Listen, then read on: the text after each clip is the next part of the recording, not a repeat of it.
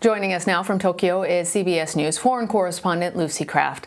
Lucy, great to see you. There have been a series of scandals and controversies from the moment, actually, that Tokyo won the bid for the Summer Games.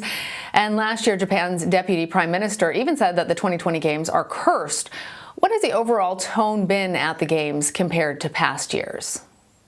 Well, I think the adjectives have been generally surreal, subdued, even solemn at times. You know, Olympics are supposed to be festive. They're supposed to be a party, a chance for celebrating. But as you probably saw from the opening ceremony yesterday, the mood has been deliberately dialed down. They paid respect to the victims of the pandemic. They were acknowledging the struggles of athletes as they tried to keep training for an additional year because of the postponement.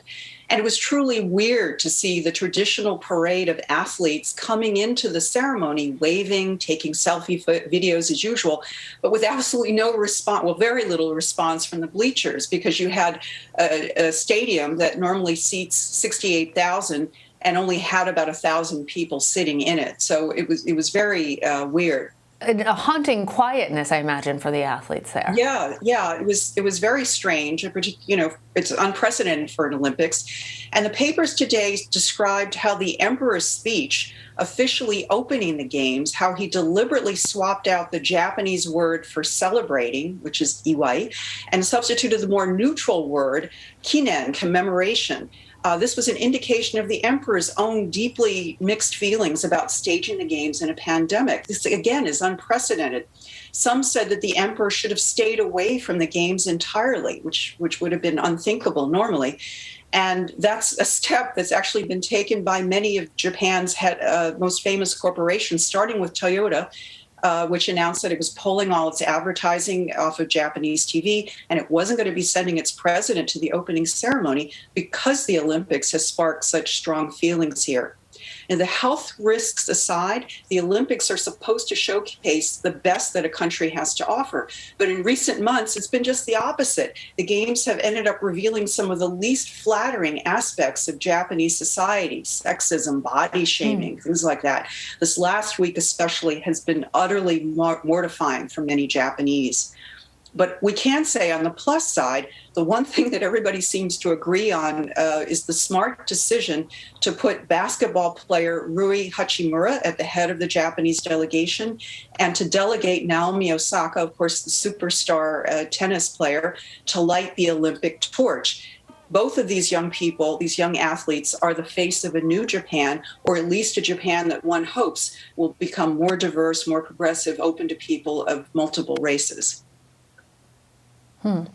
Well, given all that's happened and all that's hanging over the Summer Olympic Games, what kind of additional pressure does this put on the International Olympic Committee? Well, as far as the IOC is concerned, it's all about minimizing, not eliminating, of course, but minimizing infections. We've already seen a few star athletes, including from the U.S., unable to even get on the plane because of testing positive. Earlier this week, it was unclear if the entire South African men's soccer team would be able to play its first match or be forced to forfeit because most of its members had tested positive. They later tested negative right before their game, within hours of the game. Now, bear in mind, not all of the athletes are vaccinated. About 100 members of Team USA opted not to get vaccinated, so that's an additional concern.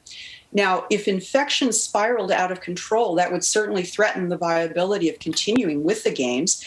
And Olympics aside, bear in mind, we're in a country that's experiencing a surge of infections right now, particularly right here in the city of Tokyo.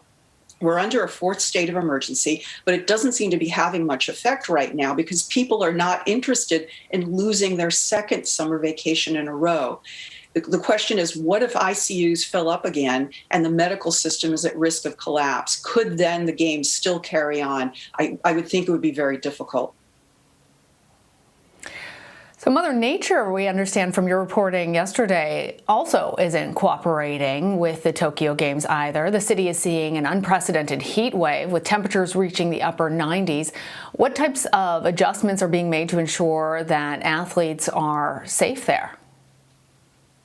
I saw this, and I don't know that it's unprecedented. We've had horrifically hot summers for the last few years. It's so bad here that authorities always urge people to avoid going outside and, of course, to avoid strenuous activity like competing in an Olympics. The organizers took some measures like moving events to earlier or later in the day.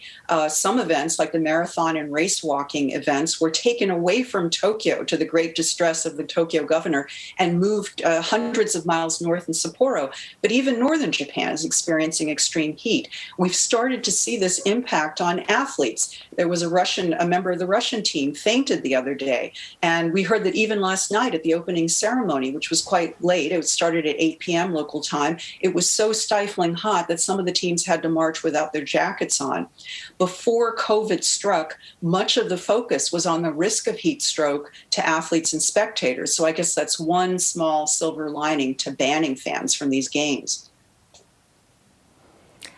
Small silver lining indeed. Lucy, so good to be talking with you. Thanks for joining. Thank you.